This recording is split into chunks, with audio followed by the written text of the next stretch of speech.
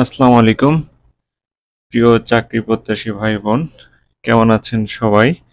আশা করি ভালো আছেন। আলহামদুলিল্লাহ আমিও ভালো আছি। গত 10 অক্টোবর 2025 49তম বিসিএস প্রিলিমিনারি টেস্ট পরীক্ষা অনুষ্ঠিত হয়েছে। এটা আসলে বিশেষ একটি বিসিএস শিক্ষকদের জন্য। যাক, নতুন আরেকটি জব সলিউশন ক্লাসে আপনাদেরকে স্বাগতম। আজকে আমরা 49তম বিসিএস প্রিলিমিনারি টেস্ট পরীক্ষার ব্যাখ্যা সহ প্রশ্ন সমাধান বোঝা এবং একটু পর্যালোচনা করব, যাতে পরবর্তী পরীক্ষাগুলোতে আমরা কিভাবে নিজেদের দুর্বলতা কাটিয়ে আরো ভালোভাবে প্রস্তুতি নিতে পারি সেই বিষয়গুলো আপনাদের সাথে আলোচনা করব।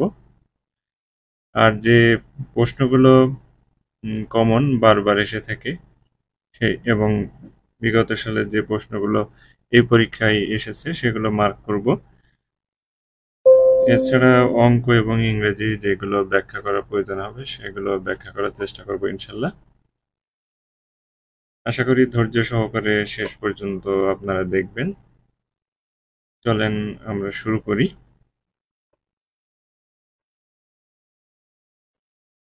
আমাদের প্রথম প্রশ্ন, নর্থ আটলান্টিক ট্রিটি অর্গানাইজেশন বা সামরিক জোট কত সালে স্বাক্ষরিত হয়? 1949 সালে। যাক, তার আগে একটু বলে রাখি, আমি সহযোগিতা নিয়েছি উত্তরণ ক্যারিয়ার অ্যান্ড স্কিলস একাডেমি এর প্রশ্ন উত্তর।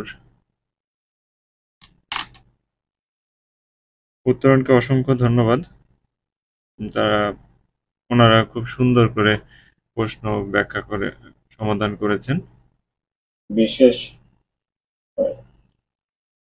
ওকে, আমরা যেখানে ছিলাম, নর্থ আটলান্টিক ট্রিটি অর্গানাইজেশন, যাকে ইংলিশে বলা হয় ন্যাটো,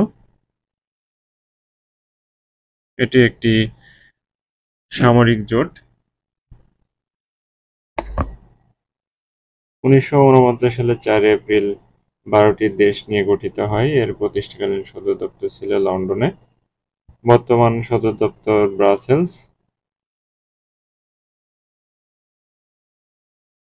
ব্রাসেলস, বেলজিয়াম। আচ্ছা, ন্যাটো চুক্তির আর্টিকেল 5 অনুযায়ী এক বা একাধিক সদস্যের উপর সশস্ত্র হামলা সবার উপর হামলা বলে বিবেচিত হবে। যাই হোক, এর পাশাপাশি আমরা অতিরিক্ত কিছু তথ্য অ্যাড করার চেষ্টা করব। যেমন ন্যাটোর বর্তমান সদস্য কয়টি? ন্যাটোর বর্তমান সদস্য হচ্ছে 32টি। আমরা এখানে লিখি 32টি, এবং লাস্ট সর্বশেষ যে সদস্য যুক্ত হয়েছে, সদস্যপদ পেয়েছে সুইডেন। এখান থেকেও প্রশ্ন আসতে পারে। এই প্রশ্নটা বিগত সালের প্রশ্ন, এটা কমন প্রশ্ন আন্তর্জাতিকের। আমরা এটা স্টার দিয়ে রাখি।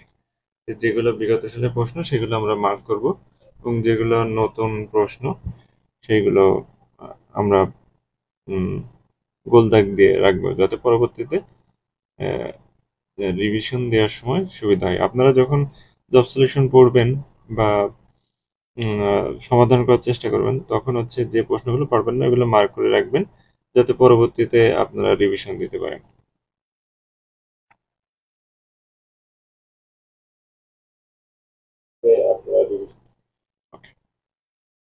আমাদের পরবর্তী প্রশ্ন 2 নম্বর, 1952 সালে ভাষা আন্দোলনে নেতৃস্থানীয় ভূমিকা পালন করে সাংস্কৃতিক সংগঠন তমুদ্দুন মজলিসের প্রতিষ্ঠাতা অধ্যাপক আবুল কাশেম ঢাকা বিশ্ববিদ্যালয়ের কোন বিভাগের শিক্ষক ছিলেন? এটা বিগত সালের প্রশ্ন। পদার্থবিজ্ঞান। যারা আসলে বিগত সালের প্রশ্ন পড়েন তাদের কাছে এই প্রশ্নগুলো কমন থাকবে। আসলে বিগত সালের প্রশ্ন পড়লে আপনার প্রশ্ন সম্পর্কে ধারণা হবে যে কি ধরনের প্রশ্ন হয়, আমার কোথায় দুর্বলতা আছে, সেই দুর্বলতাগুলো আপনারা প্র্যাকটিস এবং পড়াশোনা চর্চার মাধ্যমে কাটিয়ে উঠতে পারবেন। আরেকটি বিষয় হচ্ছে, চাকরি পরীক্ষার ক্ষেত্রে ইংরেজি এবং গণিতে যারা দক্ষ হয়ে থাকেন বা যারা ভালো করেন তারাই অনেকটা এগিয়ে থাকেন অন্যান্য চাকরি প্রত্যাশী থেকে। এই বিষয়গুলো আপনারা খেয়াল রাখবেন। আর ধৈর্য সহকারে চাকরির পথ আসলে অমসৃণ। এটা খুব দুর্গম পথ। ধৈর্য সহকারে লেগে থাকতে হয়। যে ধৈর্য সহকারে শেষ পর্যন্ত লেগে থাকেন ইনশাল্লাহ সে সফল হন। আর সঠিক পথে কৌশলী হয়ে হচ্ছে পরিশ্রম করতে হয় আর পড়াশোনা করতে হয়। এই বিষয়গুলো খেয়াল রাখবেন। সব শিক্ষক স্যারগণই এগুলো বলে থাকেন। যাক, পড়ার ফাঁকে ফাঁকে আমরা একটু আলোচনা করব এবং আপনাদেরকে আমার অভিজ্ঞতা শেয়ার করার চেষ্টা করব। ধন্যবাদ। আমাদের পরবর্তী প্রশ্ন হচ্ছে, আমরা একটু ব্যাখ্যাটা পড়ে নিই। যে 1952 সালে ভাষা আন্দোলনের নেতৃস্থানীয় ভূমিকা পালন করে সাংস্কৃতিক সংগঠন তমদ্দুন মজলিস। ঢাকা বিশ্ববিদ্যালয়ের পদার্থবিজ্ঞানের অধ্যাপক আবুল কাশেমের উদ্যোগে 1 সেপ্টেম্বর 1947 সালে এটি প্রতিষ্ঠিত হয়। তমদ্দুন মজলিস 1947 সালের 15 সেপ্টেম্বর পাকিস্তানের রাষ্ট্রভাষা বাংলা না উর্দু শিরোনামে একটি পুস্তিকা প্রকাশ করে। আপনারা যখন জব সিলেকশন করবেন অবশ্যই ব্যাখ্যা পড়বেন। ব্যাখ্যার থেকেও প্রশ্ন হয়ে থাকে। আর ব্যাখ্যা সাধারণত গুরুত্বপূর্ণ বলেই ব্যাখ্যা প্রদান করে থাকে। এভাবে আপনারা মার্ক করে রাখবেন, আমি যেভাবে মার্ক করছি। পরবর্তী প্রশ্ন, অঙ্ক 3 নম্বর। একটি ঘনকের সম্পূর্ণ পৃষ্ঠের ক্ষেত্রফল 48 বর্গমিটার। ঘনকটির কর্ণের দৈর্ঘ্য কত? এটা সহজ প্রশ্ন। যারা অঙ্কের ক্ষেত্রে হচ্ছে আপনি সূত্র যত ভালো পারবেন, যত মনে থাকবে, সূত্র আসলে মনে রাখার জিনিস, এটা মনে থাকবে প্র্যাকটিসের মাধ্যমে। আপনি যত অঙ্ক প্র্যাকটিস করবেন, আর অঙ্ক হচ্ছে বারবার রিভিশন দিতে হবে, আর প্র্যাকটিসের কোনো বিকল্প নেই। তাহলে আমরা এখানে ব্যাখ্যাটা দেখে নিই। যে ঘনকের এক ধার এ সম্পূর্ণ পৃষ্ঠের ক্ষেত্রফল 6a স্কোয়ার, এটা হচ্ছে সূত্র। তাহলে আমাদের ক্ষেত্রফলের মান দেওয়া আছে 6a স্কোয়ার ইকুয়াল টু 48। এইখানে এটা একটু ভেঙে দেখায় যে কিভাবে এটা হলো। এ স্কোয়ার, এটা এইভাবে এ স্কোয়ার আমরা যদি উঠাই দিই তাহলে এটা আমরা এইভাবে ভেঙে নিতে পারি। তাহলে 4 রুট করলে 2√2 থাকে। এভাবে আপনারা যখন করবেন ভেঙে ভেঙে করবেন। এই প্রশ্নটা সহজ, এটাও বিগত সালের প্রশ্ন। এই পরবর্তী প্রশ্ন 4 নম্বর। বাংলাদেশ আইসিসিপিআর এর স্বাক্ষরকারী একটি দেশ। আইসিসিপিআর এর পূর্ণরূপ কি? এটা অনেকে যারা দীর্ঘদিন ধরে পড়াশোনা করছেন বা বিশদ আন্তর্জাতিক সম্পর্কে নলেজ রয়েছে তারা হয়তো পারতে পারেন, কিন্তু এটা আমারও জানার বাইরে। সেজন্য আমি মার্ক করে রাখলাম যাতে পরবর্তীতে রিভিশন দেওয়ার সময় এটা পড়তে পারি।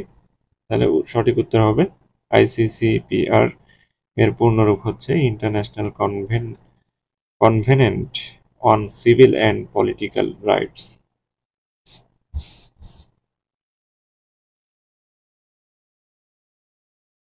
তাহলে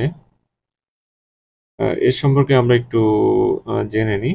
এটি আন্তর্জাতিক সাধারণ পরিষদ কর্তৃক 1956 সালে গৃহীত ও স্বাক্ষরের জন্য উন্মুক্ত করা হয়। প্রয়োজনীয় সংখ্যক রাষ্ট্রপক্ষের অনুশাসনের মধ্য দিয়ে 1976 সালে কার্যকারিতা লাভ করে। আমাদের পরবর্তী প্রশ্ন, অঙ্কের এই অঙ্কটা হচ্ছে মানসিক দক্ষতা রিলেটেড অঙ্ক বলা চলে। এটা ওই যে আমরা যখন বেগ, দূরত্ব, সময়ের অঙ্ক করে থাকি সেই অধ্যায়গুলোতে এই রিলেটেড অনেক প্রশ্ন হয়ে থাকে। এটাকে একটু সংখ্যা চেঞ্জ করে একটু ঘুরিয়ে দিয়েছে।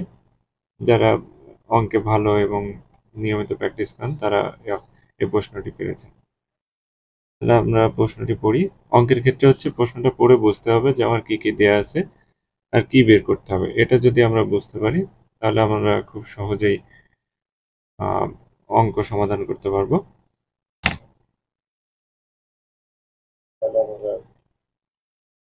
একটি ট্রেন প্রতি সেকেন্ডে 100 ফুট বেগে চলছে। এক ব্যক্তির বন্দুকের গুলির বেগ সেকেন্ডে 200 ফুট।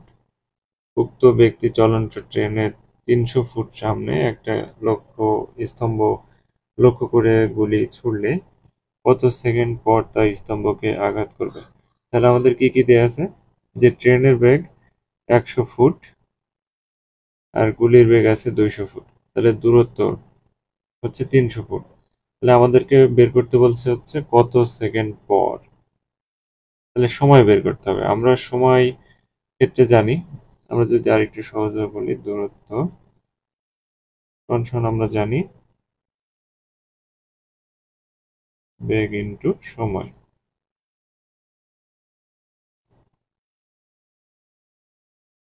তাহলে সময় বের করতে গেলে আমাদের দূরত্ব দেওয়া আছে এবং মোট বেগ, এখানে মোট বেগ ট্রেনের বেগ এবং গুলির বেগ যোগ করতে হবে।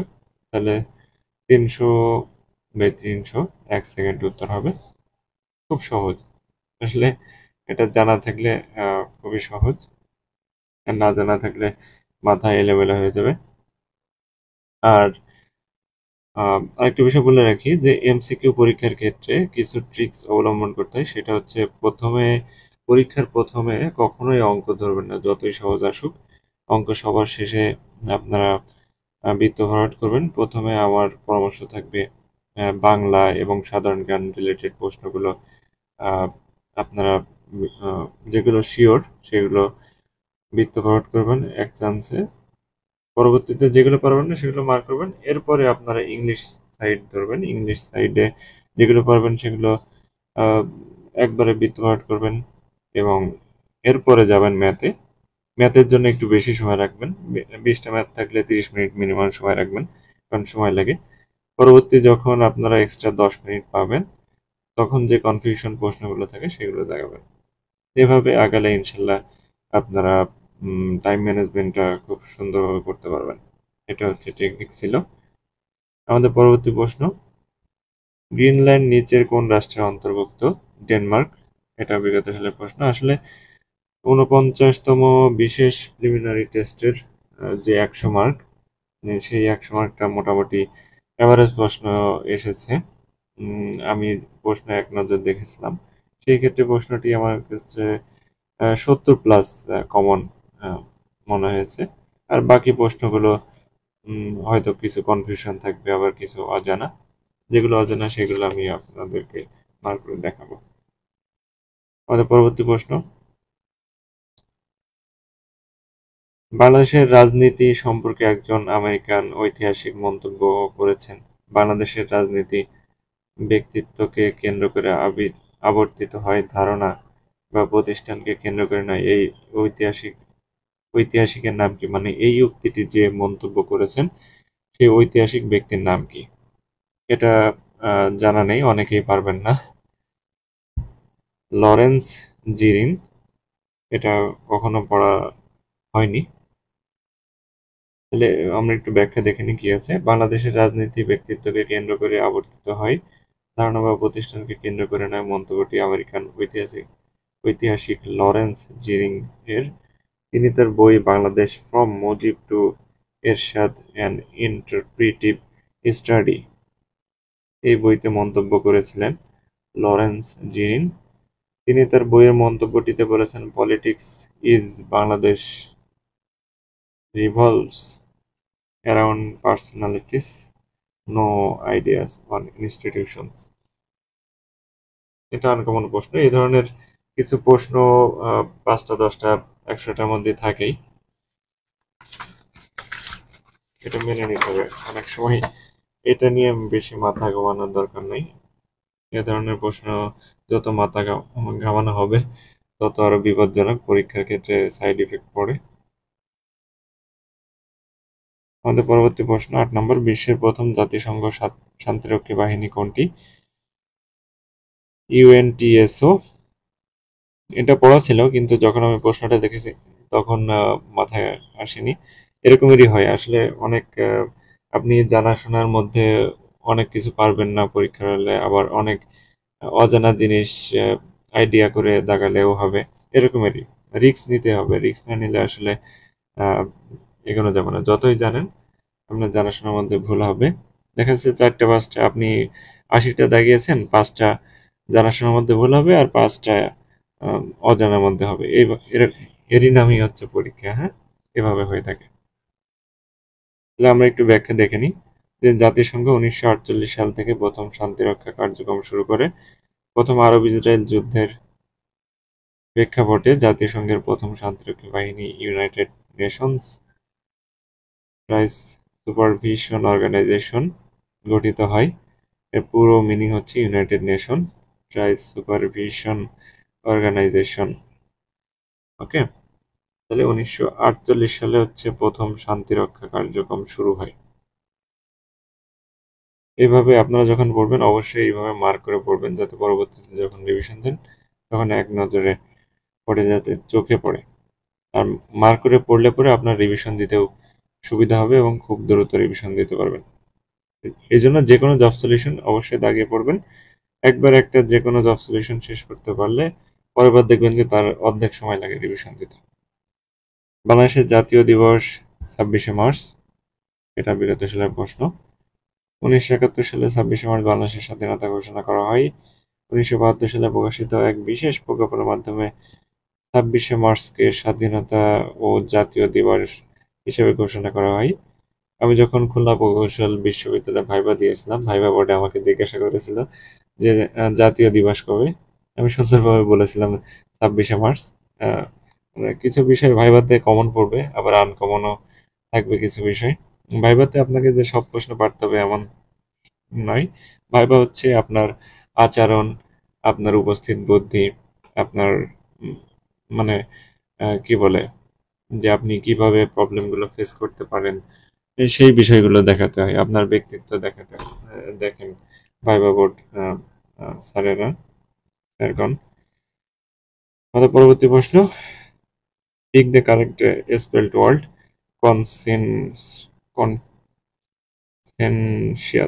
কনসেনসিয়াস। এটা বিগত সালের প্রশ্ন। প্রথম বিশ্বযুদ্ধ কোন চুক্তির মাধ্যমে সমাপ্ত হয়? ভার্সাই চুক্তি। এটা বিগত সালের প্রশ্ন।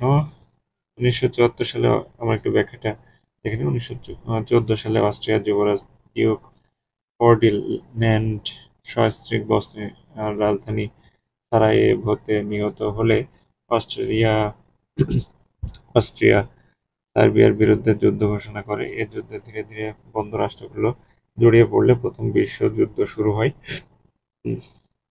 1919 সালে জার্মানির সাথে মিত্র শক্তিদের মধ্যে স্বাক্ষরিত ভার্সাই চুক্তির মাধ্যমে প্রথম বিশ্বযুদ্ধের আনুষ্ঠানিক সমাপ্তি ঘটে। বিশ্বযুদ্ধ ছিল হচ্ছে 1914 সাল থেকে 1918 সাল পর্যন্ত প্রথম বিশ্বযুদ্ধ। তাহলে বিশ্বযুদ্ধের যে প্রেক্ষাপট সেটা এই ব্যাখ্যায় সুন্দরভাবে উপস্থাপন করেছেন।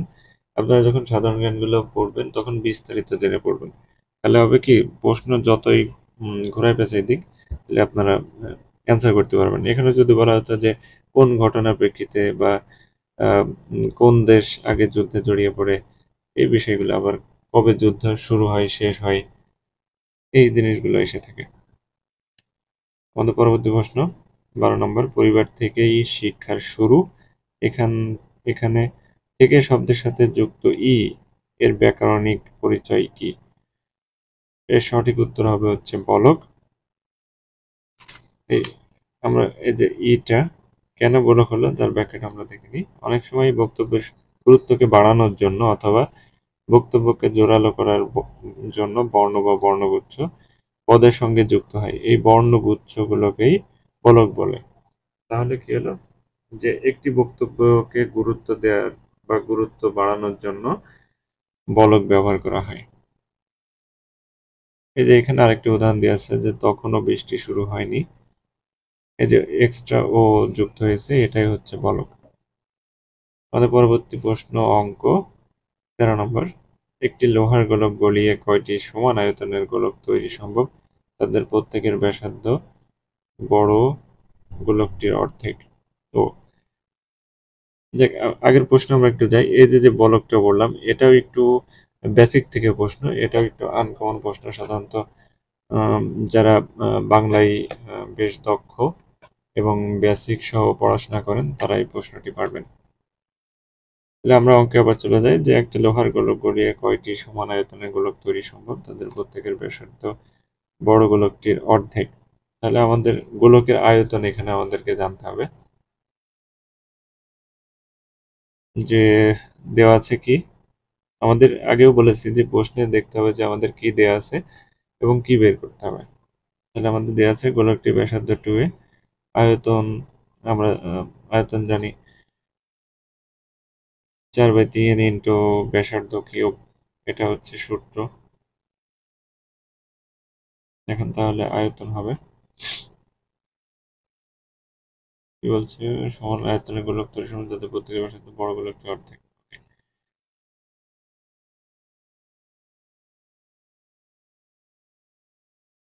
এর অর্ধেকের ব্যাসার্ধ গোলকে ওকে 8টি। এই যে 8, অনেকে প্রশ্ন হতে হবে যে 8 কোথা থেকে আসলো। 8 হচ্ছে এই যে 2 কিউব, এই কারণে হচ্ছে 8 এসেছে। আর যেহেতু আমরা গোলকের ব্যাসার্ধ ধরে নিয়েছি 2 তাহলে উত্তর হবে 8। আমাদের পরবর্তী প্রশ্ন 14 নম্বর, they talked about going on a vacation, here going হচ্ছে জিরান্ড। এখানে গোয়িং জিরান্ড কেন হলো সেটাই আমরা দেখব। এটা আমরা একটু মার্ক করলাম যে অনেক সময় এটা আইডেন্টিফাই করা যায় না যে কোনটা জিরান হবে কোনটা পার্টিসিপল হবে। আমরা জিরান সাধারণত জানি যে নাউন এবং ভার্বের কাজ করে এবং পার্টিসিপল হচ্ছে অ্যাডজেক্টিভ এবং ভার্বের কাজ করে। তাহলে জিরান কেন হলো আমরা ব্যাখ্যাটা দেখে নিই। প্রিপোজিশনের অবজেক্ট হিসেবে ভার্ব প্লাস আইএনজি বসলে তা অবশ্যই সবসময় জিরান হয়। যে প্রিপোজিশনের অবজেক্ট হিসেবে এখানে প্রিপোজিশন অ্যাবাউট এর অবজেক্ট হিসেবে গোয়িং ব্যবহৃত হয়েছে, তাহলে এটা হবে জিরান।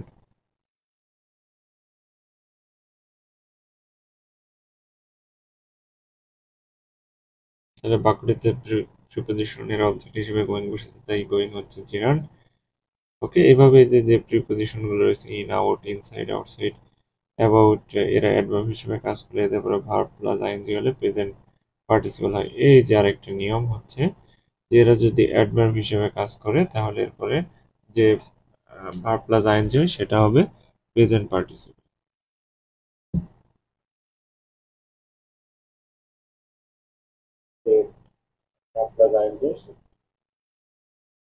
আমাদের পরবর্তী প্রশ্ন অঙ্ক, এটাও বিগত সালের প্রশ্ন। log x to the power 4 equal to -2 হলে x equal to কত। এখানে আমরা লগের যে সূত্রটা জানি, এই সূত্রটা আমাদের জানা থাকলে যে লগের উপরে যেটা থাকে সেটা আমরা এইভাবে মনে রাখতে পারি যে লগের পাওয়ার যেটা থাকে সেটা সমান সমান ওপাশে চলে যায়, আর সমান সমান উপরে যেটা থাকে ওটা লগের এর পাওয়ার হিসেবে চলে আসে। এভাবে যদি আমরা মনে রাখি, আমি আর কি ব্যক্তিগতভাবে এইভাবে মনে রাখি যাতে সহজ হয়। এরপরে এই যে x to the power -2 equal to 4, এটাকে এর অর্থ হচ্ছে এই যে এর অর্থ সাধারণত এভাবে দাঁড়ায় যে 1/x²। হ্যাঁ, আবার যদি আমরা এই যে 4 - 1 কিভাবে হলো, এই যে এটাকে এভাবে লেখা যায় যে আমরা যখন -2 উঠাই দিব, এ পাশে উঠাই দিলে ওই পাশে মাইনাস হবে, সেই ক্ষেত্রে যে 1/4 আসে। আর যেহেতু স্কোয়ার আছে রুট করলে এইভাবে যদি আমরা লিখি, এটা বেসিক জিনিস, এটা x equal to 1/2, তাহলে আমাদের উত্তর। আমাদের পরবর্তী প্রশ্ন, মার্কিন যুক্তরাষ্ট্রের কোন প্রেসিডেন্ট জাপানে পারমাণবিক বোমা নিক্ষেপের অনুমোদন করেছিলেন। এটা কমন প্রশ্ন, হ্যারি এস ট্রুম্যান, বিগত সালে অনেকবার এসেছে। এই যে মানে বিশ্বযুদ্ধ নিয়ে দুটো প্রশ্ন অলরেডি চলে আসলো আমাদের। প্রথমটা এসেছিল যে কোন চুক্তির মাধ্যমে প্রথম বিশ্বযুদ্ধ শেষ হয়, এই যে 11 নম্বর প্রশ্ন। আবার দ্বিতীয় প্রশ্ন চলে এসেছে কোন প্রেসিডেন্ট জাপান পারমাণবিক বোমা নিক্ষেপের অনুমোদন দিয়েছেন, হ্যারি এস ট্রুম্যান। 1941 সালের 7 ডিসেম্বর জাপান মার্কিন নৌঘাঁটি পার্ল হারবারে বোমা বর্ষণ করলে, তাহলে 7 ডিসেম্বর হচ্ছে বোমা বিস্ফোরণ করেন। মার্কিন যুক্তরাষ্ট্র সক্রিয়ভাবে দ্বিতীয় বিশ্বযুদ্ধে এইখানে আরেকটা প্রশ্ন আসতে পারে যে জাপান মার্কিন নৌঘাঁটি পার্ল হারবারে কত তারিখে আক্রমণ করেছিলেন? 1941 সালের 7 ডিসেম্বর। আবার এরকম আসতে পারে যে জাপান মার্কিন নৌঘাঁটির কোন নৌঘাঁটিতে আক্রমণ করেছিলেন? পার্ল হারবারে। হ্যাঁ, প্রশ্ন মানে আপনারা একটু বিস্তারিত না জানলে নয়, বিস্তারিত যখন জানবেন তখন প্রশ্ন যেভাবে আসলে আপনি পারবেন, মানে মূল জিনিসটা, মূল প্রেক্ষাপটটা। এরপর তারপরে কি হলো যে জাপান আক্রমণ করার পরে মার্কিন যুক্তরাষ্ট্র সক্রিয়ভাবে দ্বিতীয় বিশ্বযুদ্ধে অংশগ্রহণ করে এবং পরবর্তীতে 1945 সালে তৎকালীন মার্কিন প্রেসিডেন্ট হ্যারি এস ট্রুম্যান জাপানে পারমাণবিক বোমা নিক্ষেপের অনুমোদন করে। তাহলে হ্যারি এস ট্রুম্যান তখন হচ্ছে জাপানে পারমাণবিক বোমা নিক্ষেপের অনুমোদন করে। ফলে যুক্তরাষ্ট্র 6 আগস্ট জাপানে হিরোশিমায় এবং 9 আগস্ট নাগাসাকিতে পারমাণবিক নিক্ষেপ করে। হিরোশিমাতে হচ্ছে লিটল বয় পারমাণবিক বোমা হিরোশিমাতে নিক্ষিপ্ত করার বোমার নাম হচ্ছে লিটল বয় এবং নাগাসাকিতে পারমাণবিক বোমার নাম হচ্ছে ফ্যাটম্যান। এই প্রশ্নটা অনেকবার এসেছে বিগত সালে প্রাইমারি সহ বেসিক কমন জিনিস, তো এই প্রশ্নগুলো এসে থাকে যে হিরোশিমাতে যে বোমা নিক্ষেপ করা হয়েছিল তার নাম কি, নাগাসাকিতে যে বোমা নিক্ষেপ করা হয়েছিল তার নাম কি।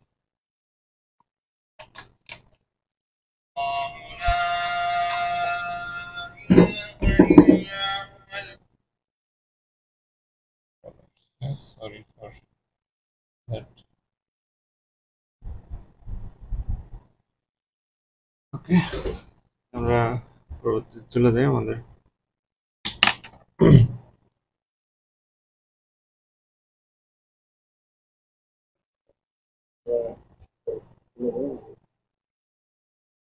পরবর্তী প্রশ্ন 17 নম্বর। একটি ত্রিভুজের প্রথম কোণ দ্বিতীয় কোণের অর্ধেক, তৃতীয় কোণ অপর দুই কোণের বিয়োগফলের 3 গুণ, দ্বিতীয় কোণটি 2a। এই প্রশ্নটা আসলে আমাদের বিগত সালের প্রশ্ন, এটাও সহজ প্রশ্ন।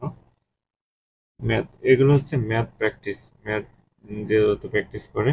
আর জ্যামিতি সবার কাছেই কঠিন মনে হয়, কিন্তু জ্যামিতি আপনি যখন বেশি বেশি প্র্যাকটিস করবেন তখন আর কঠিন মনে হবে না। তাহলে আমরা ধরে নিতে পারি দ্বিতীয় কোণটি 2a।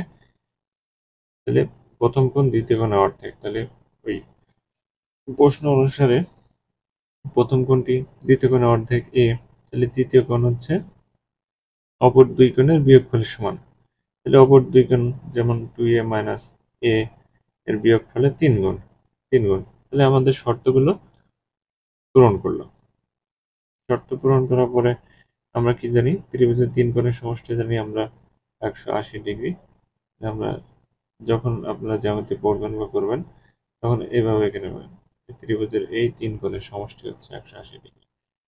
তাহলে আমরা মান বের করে ফেলি।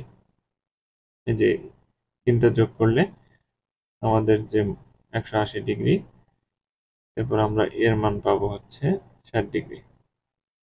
তাহলে দ্বিতীয় কোণ, সরি, আমাদের 2 এর মান হচ্ছে 60 ডিগ্রি। আমাদের বের করতে বলছে যে দ্বিতীয় কোণটি কত ডিগ্রি, তাহলে দ্বিতীয় কোণটি হচ্ছে 60 ডিগ্রি।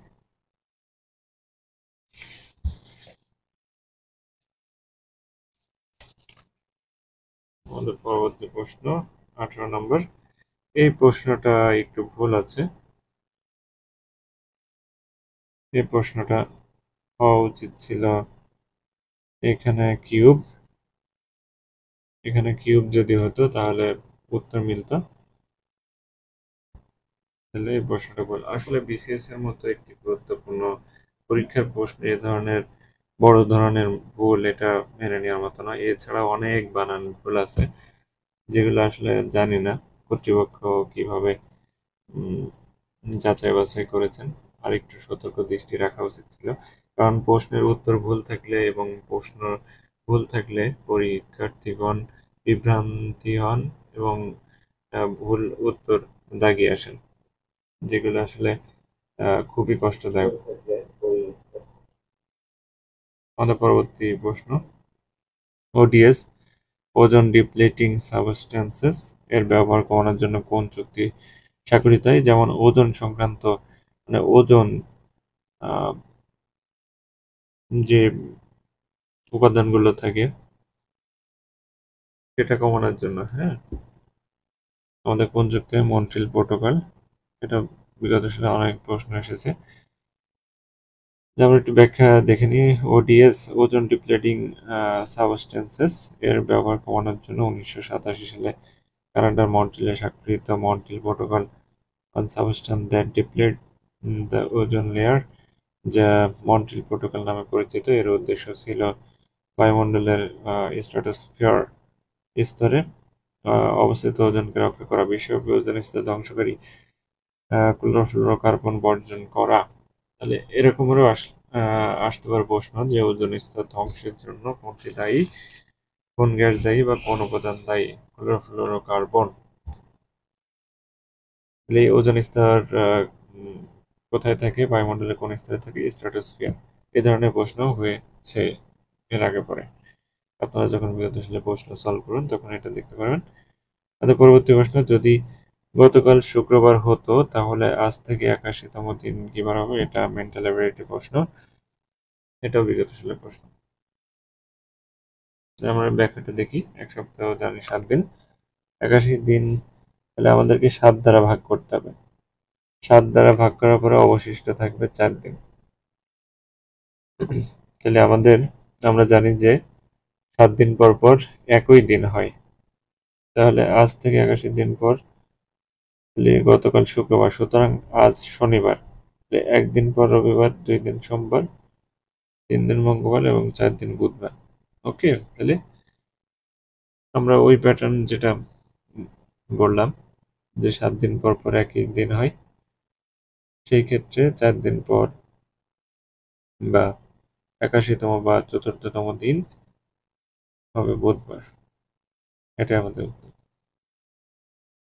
আমাদের পরবর্তী প্রশ্ন, নিম্নোক্ত কোন ভারতীয় রাজ্যে বাংলাদেশের সাথে কোনো ভূমি সীমানা নেই? নাগাল্যান্ড। এটা মনে রাখার একটা টেকনিক আছে, সেটা হচ্ছে আমিত্রি ম্যাপ।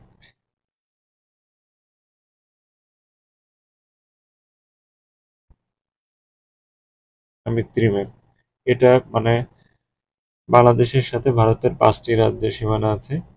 এটা যদি আপনি মনে রাখেন তাহলে পরে এই উত্তরটা আপনি জানবেন। টিক্সটা হচ্ছে আমি, এর অর্থ হচ্ছে আতে আসাম, মিতে মিজোরাম, ত্রিতে ত্রিপুরা, মেতে মেঘালয়, পতে পশ্চিমবঙ্গ। তাহলে এখানে সবকটা আছে, মেঘালয়, আসাম, মিজোরাম। তাহলে কোনটা নাই? নাগাল্যান্ড।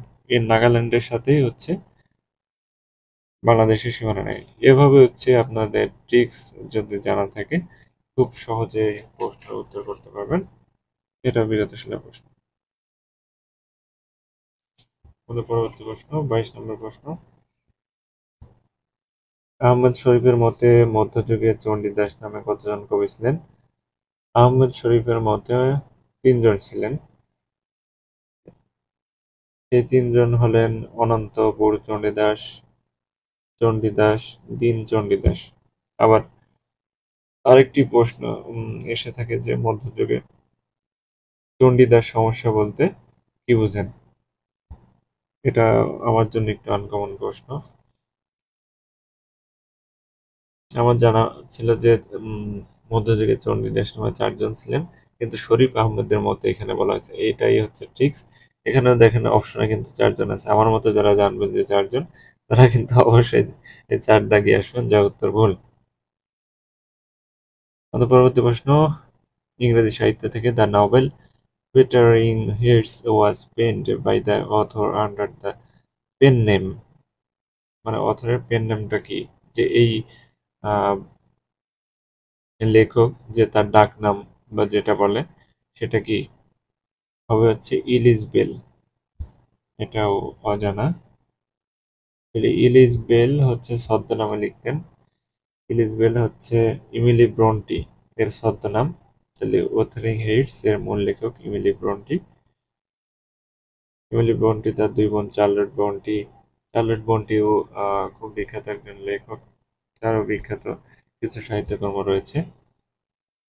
পরবর্তী প্রশ্নে চলে যায় 24 নম্বর। মধুসূদন দত্তের পূর্ববর্তী গুরুত্বপূর্ণ কবি কে ছিলেন? ঈশ্বরচন্দ্র গুপ্ত। মধুসূদন দত্ত, মধুসূদন দত্তের আমরা যদি জন্মসাল দেখি যে 1824 থেকে 1973, তাহলে তার পূর্ববর্তী যে কবি ছিলেন তার সাহিত্য কাল বা জন্মসাল আমরা যদি দেখি তাহলে হচ্ছে 1812 থেকে 1859।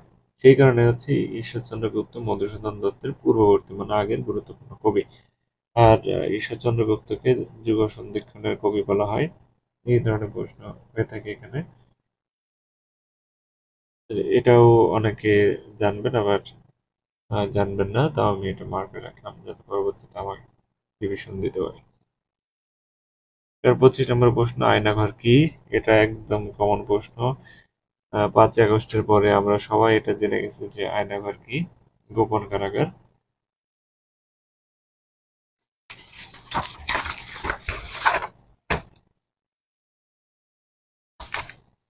আমাদের পরবর্তী প্রশ্ন, বাংলাদেশের সংবিধানের আলোকে নিম্নের কোন অধিকারটি মৌলিক অধিকারের অন্তর্ভুক্ত নয়? শিক্ষার অধিকার মৌলিক অধিকারের অন্তর্ভুক্ত নয়। কারণ হচ্ছে আমরা মৌলিক অধিকার জানি যে অনুচ্ছেদ তৃতীয় অধ্যায়ের মৌলিক অধিকার সম্পর্কিত যে অধ্যায়টি রয়েছে সংবিধানের 26 থেকে 41 বলা যায়, অথবা আপনি 47 পর্যন্ত হচ্ছে মূল অধ্যায়টা। এর ভিতর হচ্ছে মৌলিক অধিকার সংক্রান্ত যে অনুচ্ছেদ সেটা হচ্ছে মোট 18টি। মৌলিক অধিকার সংক্রান্ত অনুচ্ছেদ হচ্ছে 18টি।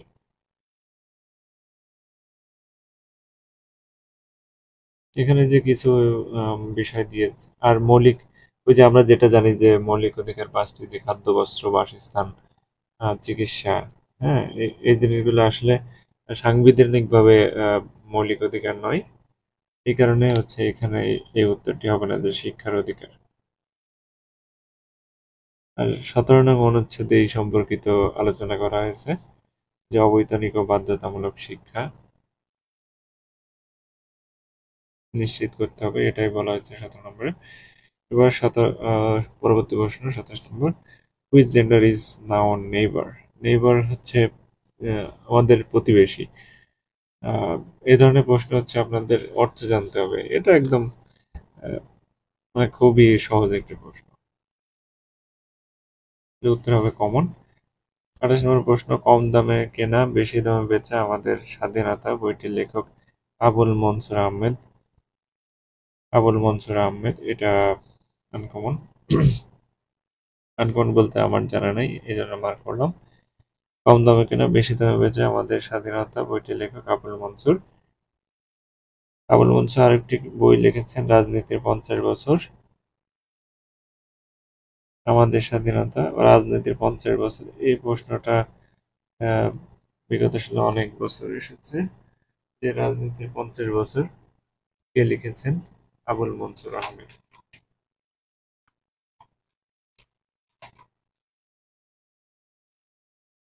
এই যে আমাদের সমান্তর ধারার অঙ্ক চলে এসেছে।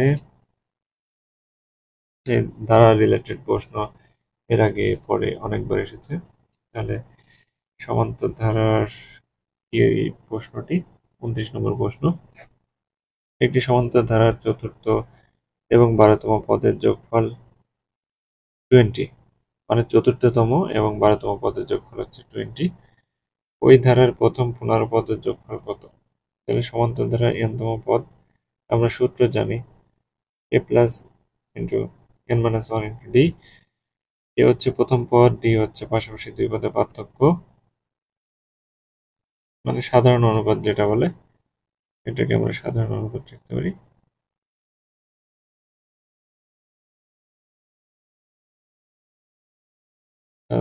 হচ্ছে d হচ্ছে সাধারণ অনুপাত। চতুর্থ পদ n হচ্ছে পদ সংখ্যা আমরা জানি, চতুর্থ পদ a প্লাস 3d, এবং 12তম পদ এখানে এর মান 12, তাহলে আমাদের হবে a প্লাস 11d। এখন দেওয়া আছে যে চতুর্থ এবং 12তম পদের যোগফল। তাহলে আমরা দুইটা যোগ করলাম, যোগ করে পেলাম 2a + 4d। এখন আমাদের প্রশ্নে বলেছে ওই ধারার প্রথম 15 পদের যোগফল কত। তাহলে আমাদের n সংখ্যক পদের সমষ্টি আমরা জানি n/2 × 2a + n-1 × d। তাহলে 15টি পদের সমষ্টি 15/2 × 2a + 15-1 × d। এটাকে আমরা যখন বিয়োগ করে গুণ করব তাহলে আমরা মান পেয়ে গেলাম 2a + 14d। এই যে আমরা সেই মানটা এখানে পেয়েছি 20। তাহলে এখানে কাটাকাটি করলে 150। এটা হচ্ছে আপনাদের সূত্র এবং প্র্যাকটিস করলে আপনারা অবশ্যই পরীক্ষা হলে এটা অ্যান্সার করতে পারবেন। পরবর্তী প্রশ্ন ইংরেজি 30 নম্বর প্রশ্ন। Someone sneezed loudly at the back of hall. In this sentence the verb sneezed কি এখানে ভার্ব sneezed কি হিসেবে ব্যবহৃত হয়েছে অবশ্যই পরীক্ষা হবে সেটাই আমাদেরকে এটা হবে উত্তর। তাহলে আমরা দেখি someone sneezed loudly at the back of the hall। এখানে ইনট্রানজিটিভ উত্তর হবে। কেন ইনট্রানজিটিভ উত্তর হবে সেটা হচ্ছে এখানে আমরা জানি যে ট্রানজিটিভ ভার্ব এখানে একটা ট্রিক্স আছে, সেটা হচ্ছে আমরা জানি যে ট্রানজিটিভ ভার্বের ক্ষেত্রে অবশ্যই অবজেক্ট থাকবে। এখানে এই যে স্নিজড এর পরে যে অংশটি এটা অবজেক্ট নয়, এটা হচ্ছে ভার্বের কমপ্লিমেন্ট। সেই কারণে হচ্ছে এটা ইনট্রানজিটিভ, যে অকর্মক ক্রিয়া, আর সকর্মক হচ্ছে ট্রানজিটিভ।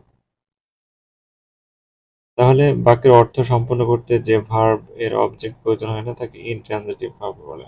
মানে অর্থ সম্পূর্ণ করতে অবজেক্ট প্রয়োজন হচ্ছে না, সেটা হচ্ছে ইনট্রানজিটিভ। বাক্যটি আমরা বুঝতে পারলাম। এইভাবে আপনাদের বেসিক জিনিসগুলো জানা থাকতে হবে ইংরেজি এবং ম্যাথের ক্ষেত্রে, মানে যে কোনো বিষয়ের ক্ষেত্রে। না হলে কিন্তু আপনারা এটা আইডেন্টিফাই করতে পারবেন না, তখন ইচ্ছা মতো আন্দাজ দেখাবেন। আর আন্দাজে দেখালেই আপনি ধরে নেন যে 0.5 মানে প্রায় 1000-2000 মানুষের পিছনে চলে যাবেন। এরপরে 31 নম্বর। 1911 সালে বঙ্গভঙ্গ রদের পর ঢাকায় একটি বিশ্ববিদ্যালয় প্রতিষ্ঠার জন্য ব্রিটিশ সরকারের কাছে দেন দরবার করার ক্ষেত্রে কোন নেতা অগ্রণী ভূমিকা পালন করেন? স্যার সলিমুল্লাহ। কারণ হচ্ছে যে ঢাকা বিশ্ববিদ্যালয় যে জায়গায় প্রতিষ্ঠিত হয়েছে, জানা মতে স্যার সলিমুল্লাহ উনি ওই জায়গার জমি দান করেছিলেন বা ব্যবস্থা করেছিলেন।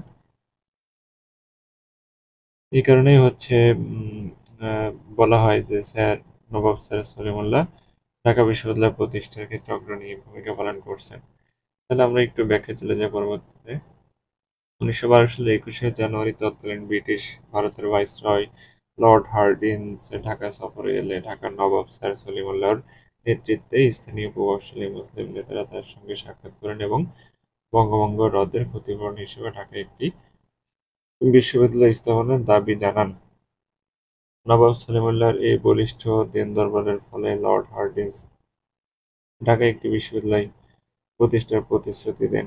যেন আমরা এই যে প্রেক্ষাপটটা জানলাম যে লর্ড হার্ডিঞ্জের এখানে কিছুটা ভূমিকা রয়েছে। তিনি ঢাকা বিশ্ববিদ্যালয় প্রতিষ্ঠার জন্য প্রতিশ্রুতি দেন। এই বিষয়গুলো আসতে পারে ভবিষ্যতে, কারণ বিসিএস এর প্রশ্ন যে আগামী যে কোনো চাকরি পরীক্ষায় আসবে, এই জন্য ব্যাখ্যা সহ অবশ্যই ভালো করে পড়তে হবে, এর কোনো বিকল্প নেই। এই যে পরবর্তী প্রশ্ন, এই প্রশ্নটা নিয়ে বেশ বিতর্ক রয়েছে যে কোনটা হবে। আসলে এক এক স্যার এক এক বিষয় বলছেন, এটা আসলে বেশ কনফিউশন প্রশ্ন হয়ে দাঁড়িয়েছে। যে person who leaves his her own country to settle permanently in another is called, কি বলা হয়, যে একজন ব্যক্তি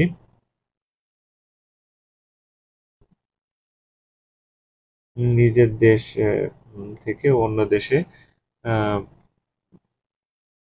নির্দিষ্টভাবে মানে চিরতরে স্থায়ীভাবে বসবাস শুরু করছেন, তাকে কি বলা হয়? এখানে উত্তর দিয়ে আছে ইমিগ্রেন্ট। আবার বেশ কয়েকটি রিনাউন্ড কোচিং সেন্টার তারা বলেছে আই ইমিগ্রেন্ট। এখানে দেখি ব্যাখ্যাটা কি দিয়েছে, যে অন্য দেশে স্থায়ী বসবাস করে তাকে ইমিগ্রেন্ট বলে। A person who has come to live permanently in a country from his own, যে তার নিজ দেশেই বসবাস তাকে ইমিগ্রেন্ট বলে। এটা একটু কনফিউশন প্রশ্ন। এই বিষয়টা আপনারা যদি না জানা থাকে তাহলে অ্যান্সার করতে বেশ কষ্ট হবে।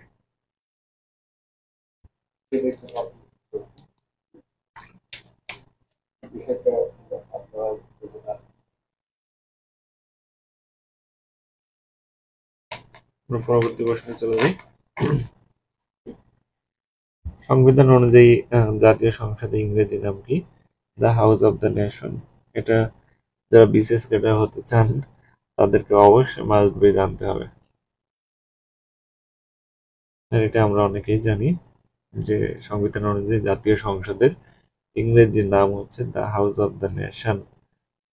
বাংলাদেশ সংবিধানের পঞ্চম ভাগের 65 অনুচ্ছেদে সংসদের প্রতিষ্ঠার কথা বলা হয়েছে। 65 অনুচ্ছেদে বলা হয়েছে there shall be a Parliament for Bangladesh to be known as the House of the Nation, অর্থাৎ সংবিধান অনুযায়ী জাতীয় সংসদের ইংরেজি নাম the House of the Nation এবং বাংলা নাম হচ্ছে জাতীয় সংসদ।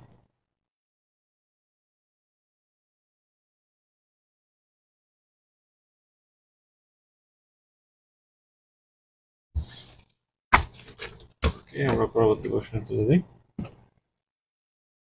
34 নম্বর, এ কাজ করতে আমি বদ্ধপরিকর। এখানে পরিবার, এই যে প্রশ্ন, এইখানে এই যে প্রিন্টিং মিস্টেক যে প্রশ্নটা, এই ধরনের ভুল আসলে অনাকাঙ্ক্ষিত। এখানে হবে হচ্ছে বদ্ধপরিকর। আসলে পিএসসির কাছে এ ধরনের ভুল আশা করা যায় না। এই কারণে হচ্ছে অনেক পরীক্ষার্থী কনফিউশনে পড়ে যান কি হবে। এটার সঠিক উত্তর হবে প্রতিশ্রুতি, কারণ প্রশ্নে পরিবারের পরিবার তো পরিবার তো, এই যে এখানে ব্যাখ্যাটা দিয়েছে। আচ্ছা, নিচের ধারা পরবর্তী সংখ্যা কোনটি? এটাও মেন্টাল অ্যাবিলিটির মতো প্রশ্ন, সহজ প্রশ্ন।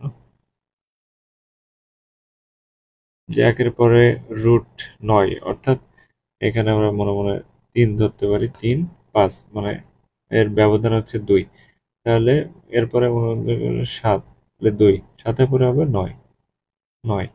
এইভাবে আপনারা আইডেন্টিফাই করে নিতে পারেন যে কিভাবে হলো। অসমতার সমাধান সেট, এগুলো সব বিগত সালের প্রশ্ন। আমি যেগুলো মার্ক করছি এগুলো বিগত সালে এসেছে, এই জন্য বিগত সাল এর প্রশ্ন সমাধান করার খুবই গুরুত্বপূর্ণ, এবং যারা সমাধান করবেন না তারা অনেক প্রার্থী থেকে পিছিয়ে থাকবেন। তাহলে আমরা সমাধানের মিডিল টার্মের নিয়ম অনুযায়ী এখানে করা হয়েছে 27। তাহলে আমাদেরকে 2 ভাবে নিতে হবে, যে x-3 হলে কি আসবে, x গ্রেটার দেন -9, আবার x-3 নিলে আসবে x লেস দেন -9, অর্থাৎ সমাধান সেট হবে -9 এবং 3। এবার জিএসপি এর পূর্ণরূপ কি? Generalised system of preference. আমরা জানি জিপিএস হচ্ছে গ্লোবাল পজিশনিং সিস্টেম, এখানে জিএসপি দিয়েছে, এটা একটু কনফিউশন সৃষ্টি করবে যে কোনটা হবে। তাহলে হবে জেনারেলাইজড সিস্টেম অফ প্রিফারেন্স।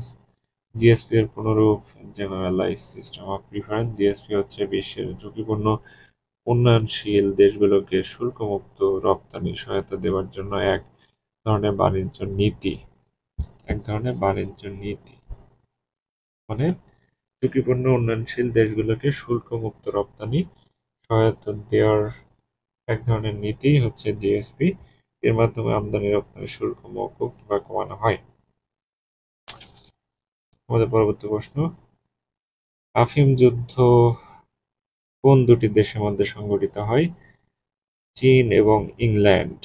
এটাও অনেকে নাও জানা থাকতে পারে, আবার যারা আন্তর্জাতিক নিয়ে অনেক পড়াশোনা করেন তারা অবশ্যই জানেন। চীন এবং ইংল্যান্ড, চীন আর ব্রিটেনের মধ্যে 1839 থেকে 1842 সাল পর্যন্ত সংঘটিত হয় আফিম যুদ্ধ। এই যে এখানে ভুল, আফিম যুদ্ধে চীন পরাজিত হয় এবং 5টি গুরুত্বপূর্ণ বন্দর ব্রিটিশদের ছেড়ে দেয়। সেই সঙ্গে পুরো চীনের ব্যবসা করার অনুমতি হংকংয়ের ব্রিটিশ সাম্রাজ্য যুক্ত করা হয়। আমাদের পরবর্তী প্রশ্ন 39 নম্বর প্রশ্ন, 24-এর গণঅভ্যুত্থানের পর বাংলাদেশের জাতীয় সংসদের সংস্কার বিষয়ে ঐকমত্যের অন্যতম প্রস্তাব কি? দ্বিস্তর বিশিষ্ট সংসদ। দ্বিস্তর বিশিষ্ট সংসদ এই বিষয়টা যারা পত্রিকা পড়েন বা বিভিন্ন টক শো আলোচনা নিয়মিত দেখেন এই বিষয়টা জেনে থাকবেন যে 24 গণঅভ্যুত্থানের পর বাংলাদেশের জাতীয় সংসদের সংস্কার বিষয়ে ঐকমত্যের অন্যতম প্রস্তাব হচ্ছে দ্বিস্তর বিশিষ্ট সংসদ। আমাদের পরবর্তী প্রশ্ন, কেপ ভার্দ দ্বীপ রাষ্ট্রটি কোথায় অবস্থিত? পশ্চিম আফ্রিকা। কেপ ভার্দ দ্বীপটি কোথায় অবস্থিত? পশ্চিম আফ্রিকা। কেপ ভার্দে পশ্চিম আফ্রিকার উপকূলে আটলান্টিক মহাসাগরে অবস্থিত একটি দ্বীপ। কেপ ভার্দে 10টি প্রধান এবং 8টি ক্ষুদ্র দ্বীপ নিয়ে গঠিত। এই দেশটা আমি প্রথম শুনলাম, আপনাদের কি বলবো, অনেকেই এটা জানবেন না। 31 নম্বর, নিম্নোক্ত কোন দেশ বা অঞ্চল জাতিসংঘের সদস্য দেশ নয়? ওয়েস্টার্ন সাহারা। এই যে একটা আজগুবি প্রশ্ন, যেটা বলে আমরা জানি যে কোন দেশ জাতিসংঘের সদস্য দেশ নয়। আমরা জানি 195টা দেশের মধ্যে হচ্ছে 193টা জাতিসংঘের সদস্য, আর বাকি 2টা ভ্যাটিকান সিটি যেমন পর্যবেক্ষক এই হিসেবে, আর ফিলিস্তিন হচ্ছে পর্যবেক্ষক রাষ্ট্র জাতিসংঘের। দেখি এটা কি বলছে, যে ওয়েস্টার্ন সাহারা কি? আফ্রিকা মহাদেশের উত্তর প্রান্তে আটলান্টিক মহাসাগরের তীর ঘেঁষে অবস্থিত স্বাধীনতাকামী অঞ্চল। পশ্চিম সাহারা এর অধিকাংশ এলাকা বর্তমানে মরক্কোর নিয়ন্ত্রণে। বর্তমানে পশ্চিম সাহারা নিয়ে মরক্কো এবং পশ্চিম সাহারার স্বাধীনতা সংগঠন পলিসারিও ফ্রন্টের গেরিলাদের মধ্যে সংঘাত বিদ্যমান রয়েছে। দেখ, ওয়েস্টার্ন সাহারা হচ্ছে কোন দেশ অঞ্চল জাতিসংঘের সদস্য দেশ নয়? এই কয়টি অপশনের মধ্যে হচ্ছে এটাই জাতিসংঘের সদস্য দেশ নয়।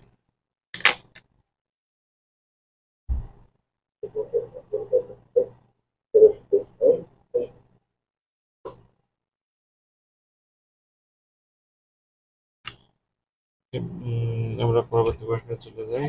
অঙ্ক, এটাও মেন্টাল অ্যাবিলিটির অঙ্ক বলা চলে, খুব সহজ। একজন লোক একটা কলা 1 মিনিটে খেতে পারে, তাহলে 5 জন লোক 5টা কলা খেতে কত মিনিট লাগে? এটা বিগত অনেকবার এসেছে। রৈখিক নিয়মের অঙ্ক, যে একজন একটি কলা খায় 1 মিনিটে, 5 জন একটি কলা খায় 1/5, তারপর 5 জন 5টি কলা খায় 5/5 1 মিনিটে। কারণ কি? যে 5 জন একটি কলা খায় আরো কম সময়ে, একজন একটি কলা খেতে যদি 1 মিনিট লাগে, তাহলে 5 জনের একটি কলা যদি 5 খণ্ড করে দিই আমরা, তাহলে আরো কম সময় লাগবে, এই কারণে ভাগ।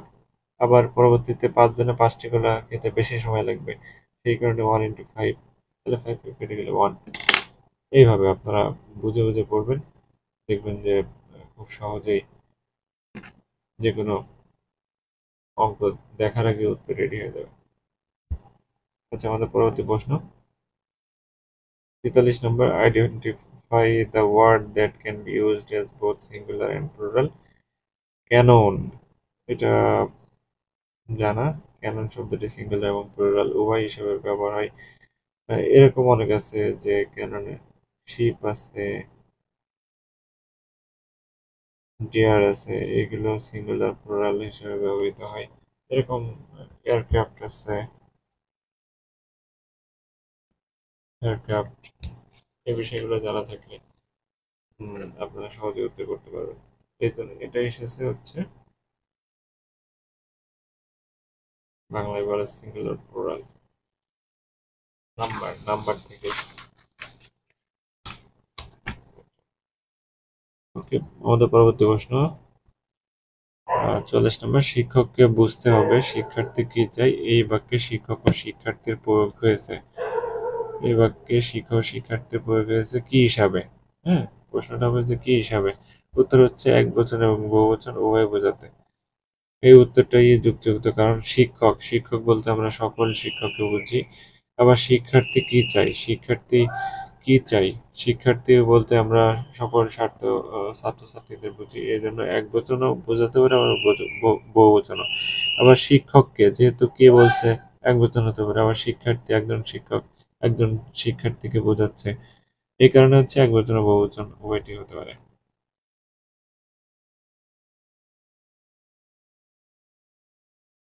এইখানে আমরা একটু ব্যাখ্যাটা দেখি, তাহলে বুঝতে পারবো যে শিক্ষককে বুঝতে হবে শিক্ষার্থী কি চাই। এই বাক্যে একজন নির্দিষ্ট শিক্ষককে একবচন বোঝাতে হবে এবং একজন নির্দিষ্ট শিক্ষার্থী কি চাই সেটাই।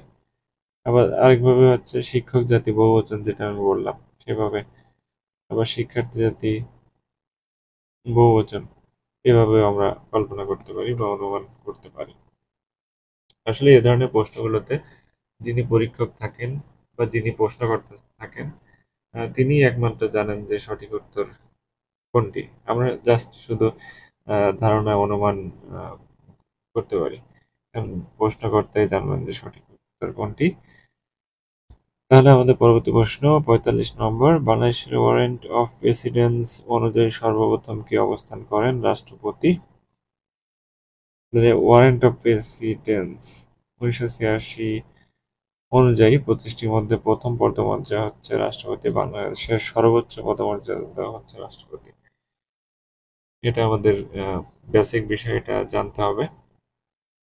এরপর আছেন প্রধানমন্ত্রী, স্পিকার, প্রধান বিচারপতি, পর্যায়ক্রমে এইভাবে আছে। পরবর্তী প্রশ্ন অঙ্ক, একটি বই 10% ক্ষতিতে বিক্রি করা হলো, বিক্রয় মূল্য 50 টাকা বেশি হলে 5% লাভ হতো, বইটির ক্রয় মূল্য কত? এটা খুব সহজ একটা। 5% লাভ হতো বই। ওকে,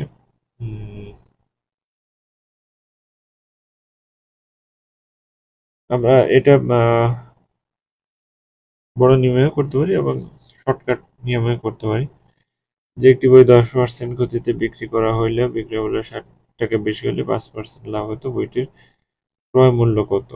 এখানে আমরা একটু করার চেষ্টা করি। তাহলে 10% ক্ষতিতে বিক্রয় মূল্য হচ্ছে কত? এখানে আমরা যদি ক্রয় মূল্য এখানে 100 টাকা ধরলাম, তাহলে 10% ক্ষতিতে বিক্রয় মূল্য হবে 100 - 10 = 90 এবং 5% লাভে বিক্রয় মূল্য হচ্ছে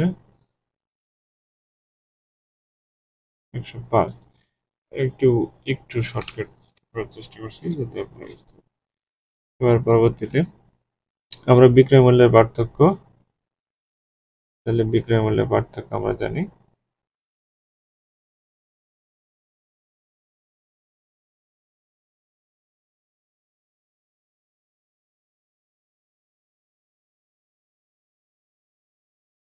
একশো পাঁচ বা 19 = 15। এটা আমরা বিক্রয় মূল্যের পার্থক্য ধরতে পারি, অথবা বিক্রয় মূল্য বেশি, এখানে বেশিও ধরতে পারি 15 টাকা। তাহলে 15 টাকা, 15 টাকা বেশি হলে ক্রয় মূল্য, আমাদের ক্রয় মূল্য বের করতে বলছে। তাহলে 15 টাকা কত টাকা বেশি? 100 টাকা বেশি। তাহলে আবার 1 টাকা, বিক্রয় মূল্য 1 টাকা বেশি হলে ক্রয় মূল্য 100/15। আবার